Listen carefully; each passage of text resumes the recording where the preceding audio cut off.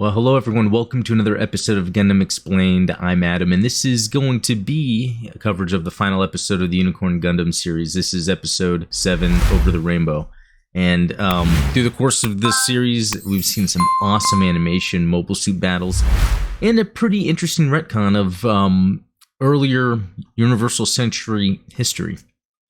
So where we are now is a lot of the high-ranking officials of the Earth Federation government, along with the Vist Foundation, including Martha and Alberto Vist, arrive at a secret location underground in North America to enact their next step in the plan of obtaining Laplace's box. But instead of obtaining the box, they just want to destroy it and everyone that has been involved with it. So Bright Noah gets wind of the situation and arrives with the Rockhyam and deploys some of his troops down there.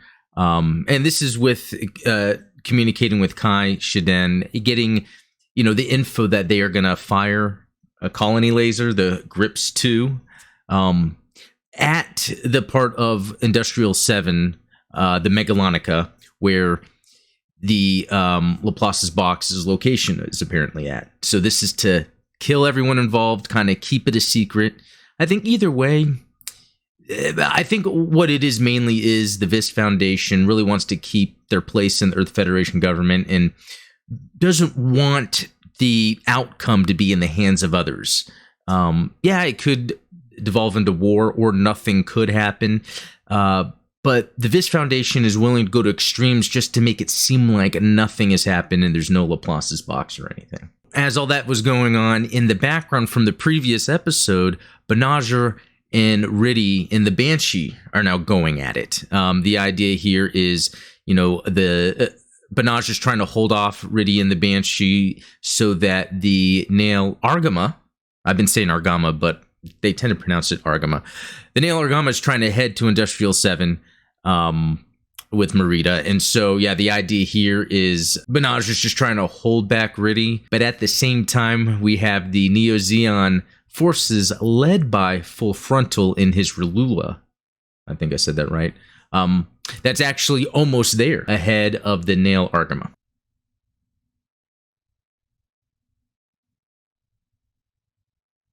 Pretty cool shot of a Neo Zeon Jagudoga from Double Zeta being used here. And as you can see, awesome battles between the Neo Zeon forces and the Nail Argama crew. So the Unicorn and the Banshee are starting to act on their own. Now they have Newtypes inside them, but they're activating their NTD or Newtype destroyer aspect, which the end goal is essentially to destroy the Newtypes. But we can kind of see here where there is this kind of back and forth between the Newtype pilots and the mobile suits themselves.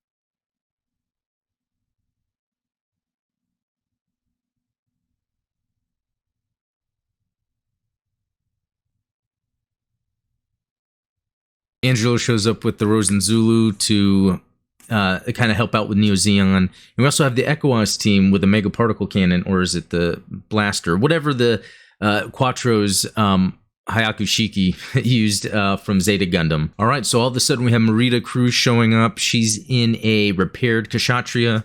The thought here is she is now going to go out and try to help keep the Banshee back while Banagher and the Nail Argama can head to Industrial 7. And here's a cool shot of the repaired Kshatriya. Zimmerman obviously cares for Marida. Doesn't want to see her get hurt. Yeah, so here we have the Unicorn and the Banshee going all Newtype destroyer mode on each other, where we kind of see those Psycommune lights, the Newtype stuff going on here. And this is right before Marida shows up.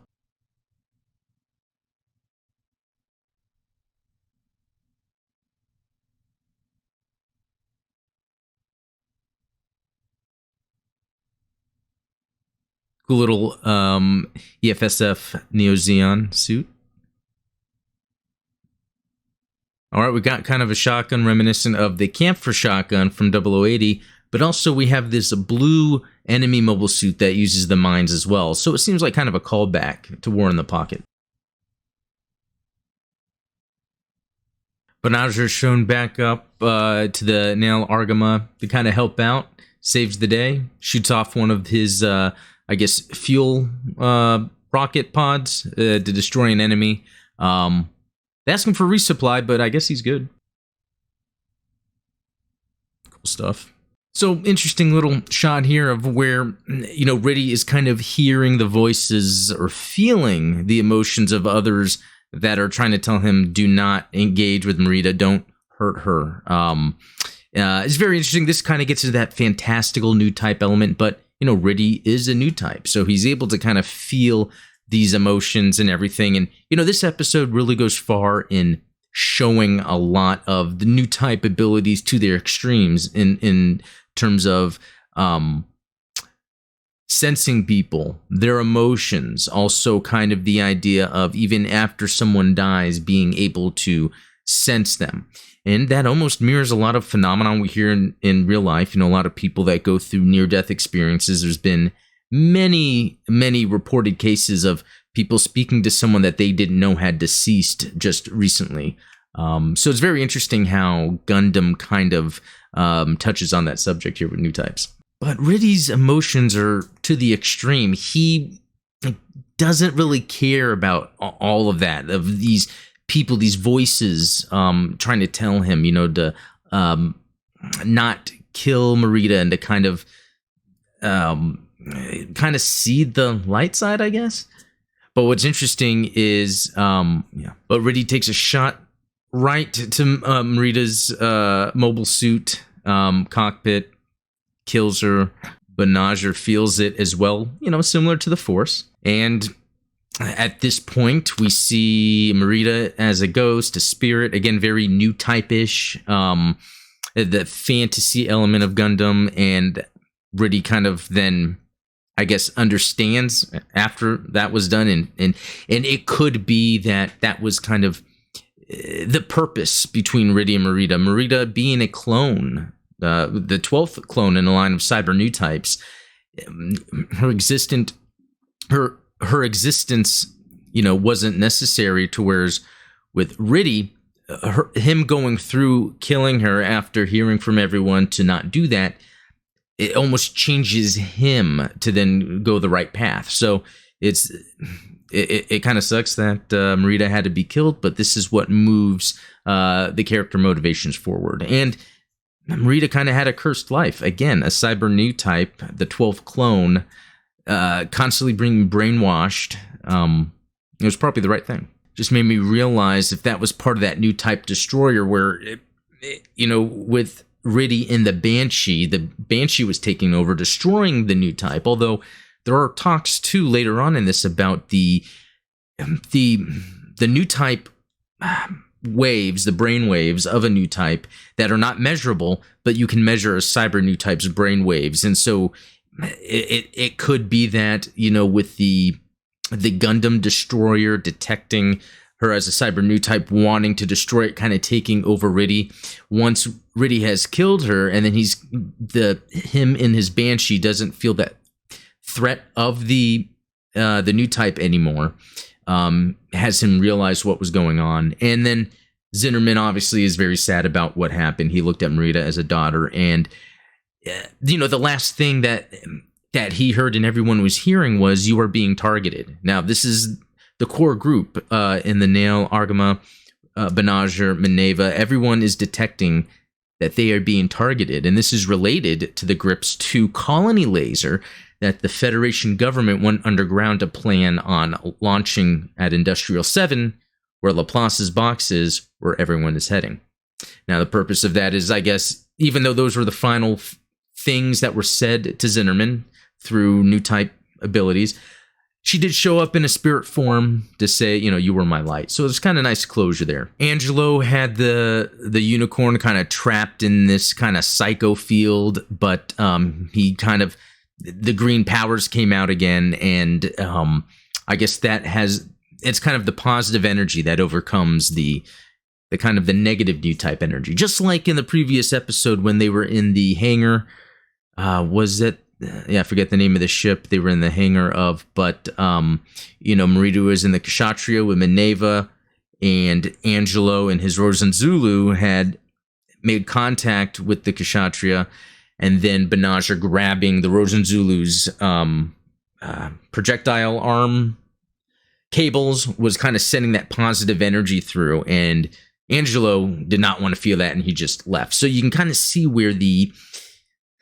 positive, negative, light, dark, Newtype energies can conflict and kind of change the course. And then interesting shot here where full frontal is somehow being seen by Banagher, or being seen by the Rosen Zulu going toward Banagher. And, you know, Angelo then, I guess he has these deep feelings for just doing the right thing from full frontal, or he had a deeper feelings for full frontal in general, and he shoots out his arm projectile back at him, killing himself. Yeah, very interesting. He had the strong feelings for the captain, yet his weapon went right into his chest. Very interesting kind of outcome here. Cool transformation scene.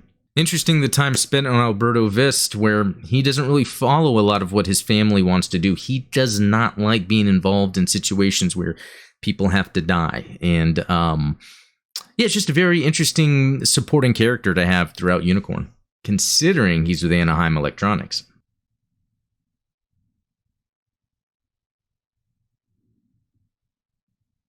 Yeah, really cool scene with Londo Bell's unit, Bright Noah, and the Rakayim, where they kind of drop troops down to take over that underground bunker where the Earth Federation government plans to fire the Grips 2 colony laser at Industrial 7. So after that battle, you know, with Riddy kind of being calmed down, I guess, and then the Rosen Zulu destroyed, you know, and Full Frontal's in the Rolula closer to Industrial 7 than the Nail Argama. Man, these names. Maneva and Banagher are in the Unicorn ready to take off to Industrial 7. And this is where they'll find Laplace's box and figure out what it is once and for all. You know, there's a shot of the Megalonica, and this is where it looks like it's shutting down. This is in Industrial 7. This is where Siam Vist and Gail Chan, his partner, is at. And from when Bright Noah was speaking with Kai Shiden, knowing that a laser is going to be shot at them, they had evacuated the colony and even shut down the gravity.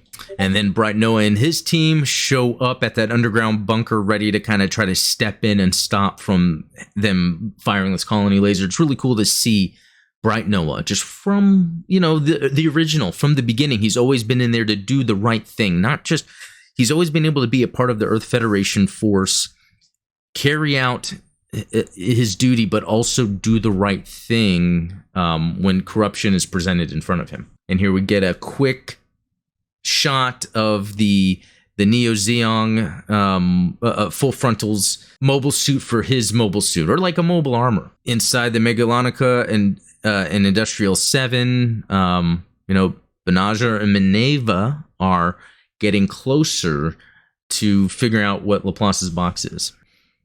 And here Banagher and Maneva land right in front of what Laplace's box is. And what it is, it's the charter. It's kind of like a monument, kind of like a Declaration of Independence in a way, but for the universal century, you know, after AD, where they decided to start a new era. And part of it, there was an article written at the end of this charter saying that if in the future man happens to develop or change as they colonize space, that new type of man, or new type, also has a say in what goes on with humanity in terms of governing. And so that's what was hidden. The idea here is by this being locked away, without that article in place, it gives the Earth Federation more control over the space noids, or people that are in space. And it makes the new types look like they would be considered a threat. Instead of what this article is stating is that we would want to embrace that change in human evolution and include them in all governing activities from Earth to space colonies. And so we have it here with Siam Vist, Gail Chan, and what Siam is trying to tell Maneva and Benazers they're probably the best people to have the Laplace's box and make the choice of what to do next, because it was their choice and guided through their hearts to get them to where they are right now. Lots and lots of talkie-talkie, but it's interesting, just hard to sit through multiple times.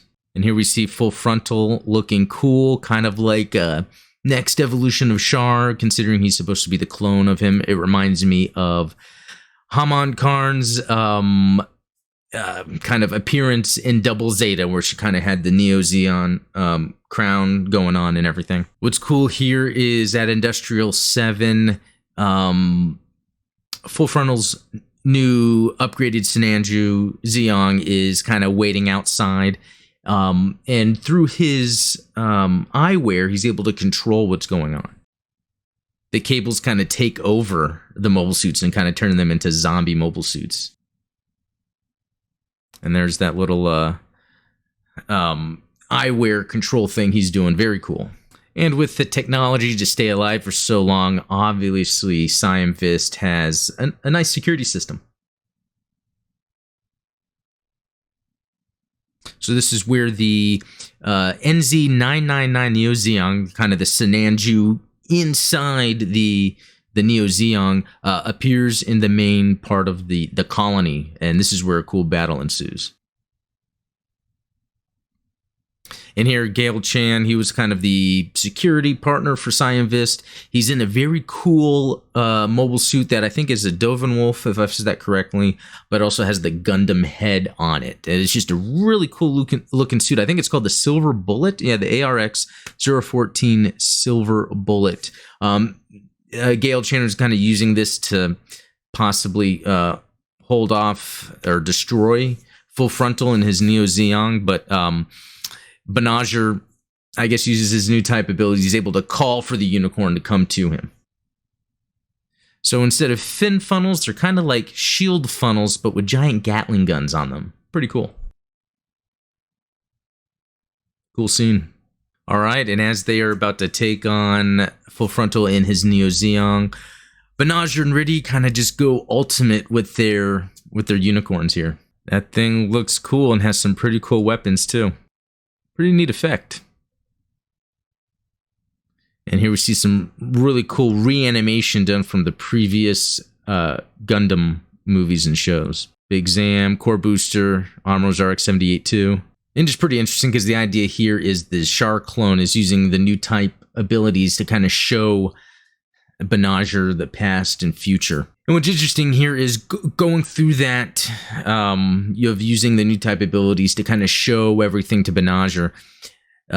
Full Frontal in his Sinanju just starts falling apart due to that. And I guess really the idea here is Full Frontal then understands, that he is not the one that's going to be able to figure out what to do next with Laplace's box or all that information. And he kind of entrusts it to Benager to do what's right. Who's that? Lala Soon? Char Aznable? And the spirits of the three. I think it's very interesting that Full Frontal seems to be its own spirit alongside Char and Lala Soon. Almost as if Char being a clone really does make that its own separate person, but just as important. All right, and Bright Noah is in that office where they're about to fire the colony laser. He's trying to reason with Ronan Marsanus, the chairman of the Earth Federation, and Martha Vist of the Vist Foundation. He doesn't want them to fire the laser. It's just a bad thing to do. But it's one of those things where Ronan Marsanus just doesn't want to cause war, and he thinks by whoever gets this and whatever they do with the box is just going to start a major war, and the idea here is by destroying him, it could stop it. But after Ronan hits the button to fire the laser, Alberto Vist is telling him his son, Riddy Marsanus, is out there. And so all of a sudden, Ronan's like, oh, okay, that was, oh no. And he starts breaking down. It's pretty cool. And then they kind of have these, dramatic scenes. They show a young Riddy with the little airplane. Remember, he used to have that little airplane amulet that he lost when he kind of turned. And so it's kind of a dramatic scene here. The colony laser fires. Ooh. All right, and here the Newtypes go. Again, a little fantastical, but it was cool how it was portrayed here, where their Newtype focused energy is blocking the laser. Looks violent. All right, so the Minerva Zabi starts broadcasting about what happened to the Earth sphere. And you see people like on Earth or in a colonies kind of listening into her talking about everything that's been going on. And, you know, Martha Vist is angry because she realizes, how could they be alive? Did it not work? And then Bright Noah's like, let's bring you in for some questioning. Maybe be tried for war crimes. Interesting shot of the unicorn becoming crystallized. I thought that was kind of a neat idea, as if an energy could then materialize in a material form, because, you know, crystals have some very interesting properties to them. And the credits roll. But it's actually not over yet. And so the General Revel starts sending out some mobile suits to, I guess, fight off the Nail Argama. And Banagher in his crystal form sends off this shockwave that kind of disables the mobile suits. And then they show Banagher kind of in the spirit world, seeing his father who has passed. And I guess the idea here is he was, I guess, able to speak with the people in the afterlife, the spirit world, but he goes back into the normal reality. And then Riddy even makes a comment about him needing to come back because of Minerva. And we see the Banshee and Unicorn kind of chasing each other so that we can get to the final credit scene. And yeah, so that's the end. You know, very interesting, you know, story going on here with this 7th episode where we have kind of the final battle. You know, a lot of what I'm seeing here reminds me of, I don't know, like Star Wars Episode 7, where the idea is it's almost like a retelling, retconning of, you know, the original Mobile Suit Gundam series, and it's cool in itself, and it seems like the story can almost work in on its own. So you don't even have to watch Unicorn to really watch everything else, but I think Unicorn really, it's like fan service. I would say, yeah, the Unicorn series is definitely like fan service. So anyway, I hope you guys enjoyed watching this. Curious what you think about it. I think I want to do a post-mortem, so after this I'll do another video where I kind of recap the entire Unicorn series and, you know, what it's about, what it's trying to say. But next I'll be getting into Gundam NT. That will be the next one that I cover. So yeah, if you have any questions, let me know. Leave a comment, subscribe if you haven't, and talk to you later.